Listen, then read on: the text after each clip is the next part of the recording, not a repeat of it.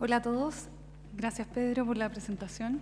Y la idea de hoy, antes de entrar en lo que nos convoca, la integridad pública, el por qué y el cómo, quiero ponerlos en contexto. Bueno, en junio del 2019, Luis asumía feliz su nuevo cargo como director del Hospital Herminda Martín. Y a simple vista, su misión era cuidar y proteger la salud de las familias de Chillán.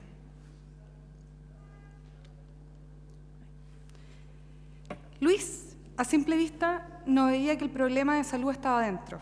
Karin, una funcionaria con 14 años de experiencia, sufría acoso, suspensiones, rebaja de sueldo, aislamiento, que la hizo entrar en depresión y el 12 de noviembre de 2019 se quitó la vida. Virginia, una gran carrera política desde el año 1975 y alcalde de Viña del Mar desde el año 2004. A simple vista, con grandes estándares en gestión municipal y probidad. Virginia no sabía que después de 16 años y 6 meses al mando del municipio de Viña del Mar, terminaría con 100.000 millones en déficit por inconsistencias contables del municipio. No era mala fe, pero la ley no distingue intenciones.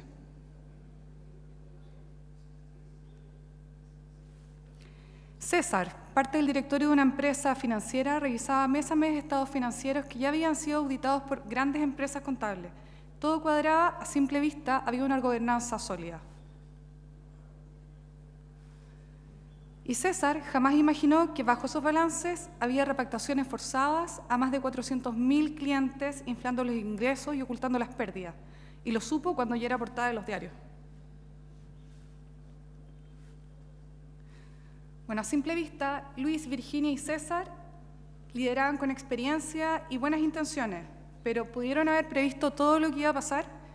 Lo que parecía estar bajo control no lo estaba, los protocolos no bastaron, las buenas intenciones no fueron evidencia.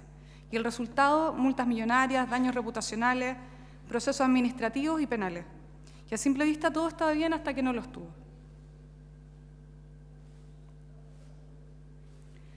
Bueno, antes de entrar en el cómo, partamos por el porqué. Chile actualmente vive una crisis de confianza pública y no es solo una percepción, las cifras más recientes así lo confirman. Entre 2015 y el año 2022, la Contraloría reportó 33.573 faltas graves en municipios, un promedio de 12,9 irregularidades por municipalidad. Y en el mismo periodo se registraron más de 71.000 licitaciones no competitivas, 28.000 licitaciones abiertas por menos de 4 días. Y estas cifras muestran que la corrupción municipal no es anecdótica, sino que es bastante estructural. Que vemos que la ciudadanía valora la integridad y la competencia del Estado, pero desconfía cuando siente que las instituciones no responden a tiempo, no explican sus decisiones o no tratan a todos por igual.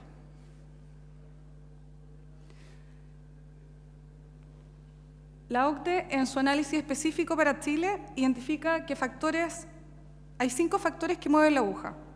Uno es la fiabilidad, la capacidad de respuesta, la integridad, la apertura y la justicia. Nuestro modelo que les vamos a presentar hoy de integridad pública se alinea justamente con esos pilares. Si miramos el desempeño de servicios claves, de acuerdo al informe de la OCDE, la satisfacción en Chile está muy por debajo del promedio y en áreas como la justicia son particularmente bajas. Por eso necesitamos que la brecha entre las expectativas y los resultados se acorte, porque eso, en definitiva, es el combustible para la desconfianza ciudadana. Necesitamos pasar de declaraciones a gestión verificable, con metas y datos públicos. Aquí están llamadas nuestras autoridades a liderar con evidencia y ejemplo, garantizar fiabilidad y respuesta, procesos que funcionen a la primera, cuidar la integridad con reglas claras, gestión de conflictos y consecuencias. ¿Qué queremos? Un titular en el plazo de un año, que el municipio de Temuco reduzca observaciones de la Contraloría, responda a tiempo a la ciudadanía y ordena sus finanzas. Así recuperamos la confianza ciudadana. Bueno, la OCDE es clara. La integridad funciona cuando pasamos de medidas sueltas a un sistema con prevención basado en riesgos, cultura y responsabilidades clave. Y este enfoque está plasmado en la Recomendación sobre Integridad Pública del año 2017. que se traduce finalmente en 13 principios en prácticas concretas para los gobiernos. Y nuestro objetivo hoy es aterrizar esos estándares acá.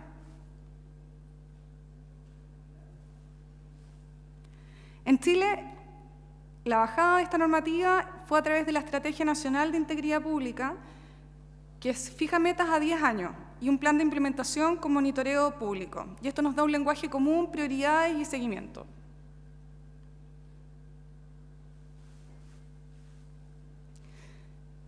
Bueno, así es como debería funcionar un modelo. 1, con gobernanza y liderazgos visibles. 2, la gestión de riesgo y controles. 3, canales seguros e investigación con plazos. 4, cultura y transparencia. Competencias asignadas por rol. 5, datos, publicar bien y responder a tiempo. Y 6, mejora continua, que implica auditoría y identificadores de desempeño, los KPI. Pero esto no es teoría, es exactamente como la OCDE recomienda transformar integridad en gestión.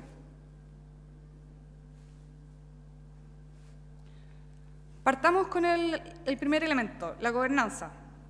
Para que funcione, tiene que haber roles definidos. Una autoridad política que rinda cuentas, un comité de integridad que decide y que hace seguimiento, un oficial de integridad que coordine y una auditoría interna, también externa, que evalúe, y unidades operativas dueñas de sus procesos. Y esta arquitectura no es que se nos ocurra ahora ni nada, sino que está ya en la normativa de la Contraloría, en la Resolución Exenta 1962 del año 2022, y que adopta marcos de la normativa INTOSAI COSO. El primer paso es un diagnóstico compacto. Tenemos que levantar los procesos críticos, medir las brechas que tenemos frente a la normativa de la OCDE y de la Estrategia Nacional de Integridad Pública y el control interno. Tenemos que priorizar por impacto versus probabilidad y publicar un plan de acción. Los controles críticos tienen que quedar con evidencia de diseño y operación. Y este enfoque está en línea con la guía de la OCDE.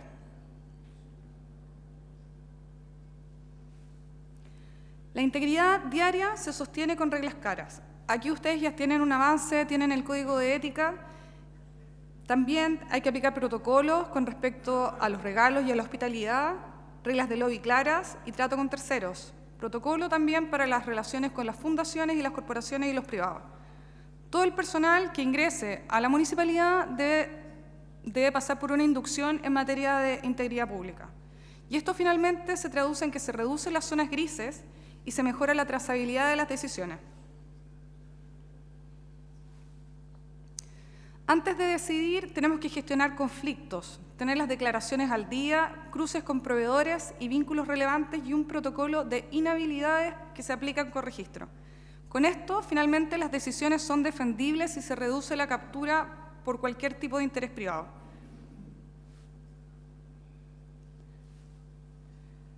Tenemos que mirar la exposición penal de nuestros riesgos, que puede afectar a personas y entidades vinculadas a la gestión pública. Tenemos que identificar riesgos tales como el cohecho, la administración desleal y lavado. Tenemos que mapearlos por procesos y por rol alineados con la Ley 21.575 y cuando se aplica a personas jurídicas, bueno, con la Ley 20.393. Acá me gustaría hacer una salvedad, porque no solo están obligados, o sea, si bien no están obligados por la Ley de Delito Económico, sí lo están por la normativa de la Unidad de Análisis Financiero, dado que ustedes son sujetos obligados a reportar operaciones sospechosas. Y para reportar esas operaciones sospechosas tienen que tener un modelo que las detecte. Por lo tanto, tienen que tener un oficial de cumplimiento, tienen que levantar los riesgos y tienen que informar. Y si no lo hacen, la normativa es clara y establece multas, multas de 5.000 UTM y responsabilidad administrativa. Por lo tanto, en definitiva, igual sí están obligados a tener modelos de prevención del delito o modelos de integridad pública o modelos de compliance. Bueno, canal de denuncia. Sin denuncias seguras, vemos tarde lo que podemos corregir temprano. Por eso tenemos que instalar un canal de denuncias que proteja la confidencialidad, la admisibilidad, que investigue y que dé plazos definidos claros. Y un dato importante que a nivel internacional, el 43% de los fraudes se detecta por denuncias y las organizaciones con líneas de denuncia seguras tienen pérdidas 50% menores que aquellas que no las tienen. Por lo tanto, implementar y comunicar el canal de denuncia sí mueve la aguja.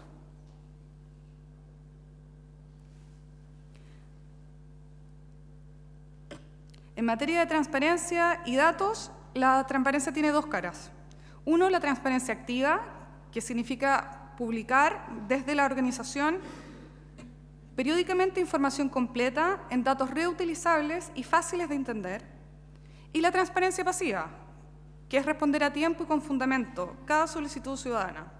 Cuando esto se hace bien, la confianza nuevamente ciudadana sube y el propio municipio gana en orden interno.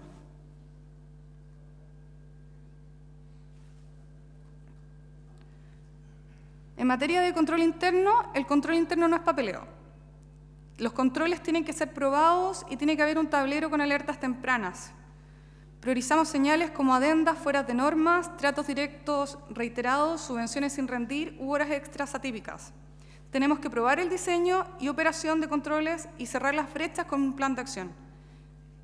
Esto también se ajusta con lo normado por la Contraloría y con las buenas prácticas en materia de INCOSA y COSO. En materia de gestión financiera, la integridad se ve en la caja, por lo tanto, se deben implementar las conciliaciones y arquivos periódicos, control de transferencias, subvenciones, con revisión ex ante y post, y un tablero presupuestario que mire el desempeño y riesgo. El objetivo finalmente es tener menos observaciones y reintegros evitados. En materia de auditoría interna y evaluación de madurez, se debe cerrar anualmente con una auditoría independiente sobre los riesgos más críticos y una evaluación de madurez del sistema. Lo que buscamos que no sea el modelo de integridad pública un certificado para poner una pared, ni un montón de códigos y políticas y protocolos que al final van a estar en un archivador. La gracia es que el modelo genere cultura dentro de la organización, que mueva la aguja en materia de la integridad, que cada persona aporta a un municipio y que finalmente va a ser la cara que van a tener las personas que se enfrentan a una autoridad. Bueno, y cierro con 5 indicadores que tenemos que mirar todos los meses. 1, transparencia. Medimos 2 cosas, porcentaje de transparencia activa completa y porcentaje de transparencia pasiva contestada en plazo. 2, las denuncias. Tenemos que seguir la tasa de admisibilidad, el tiempo total de investigación y las medidas adoptadas en cada caso. 3, el control interno. Tenemos que tener verificados los controles críticos testeados y los hallazgos reincidentes por proceso. En materia de finanzas, monitoreamos las observaciones de la Contraloría que han sido subsaneadas y los reintegros evitados. Es importante comunicar esto para la ciudadanía, nuevamente, en orden a recuperar la confianza. Y finalmente, la cultura.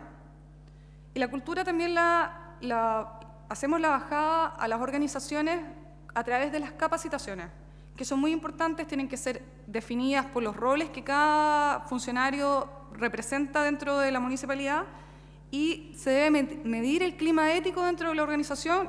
No hay que ser tan elaborado, sino que con breve encuesta uno puede saber cómo está la ética dentro de las organizaciones. Finalmente, si la cultura mejora, el resto de los indicadores también tienden a subir. Y si estos 5 indicadores se mueven en la dirección correcta, el sistema de integridad finalmente se encontraría funcionando. Bueno, gracias. Y la integridad no es un discurso, es una forma de trabajar. Por lo tanto, tenemos un estándar claro, una estrategia país y un camino que ojalá fuera de 12 meses.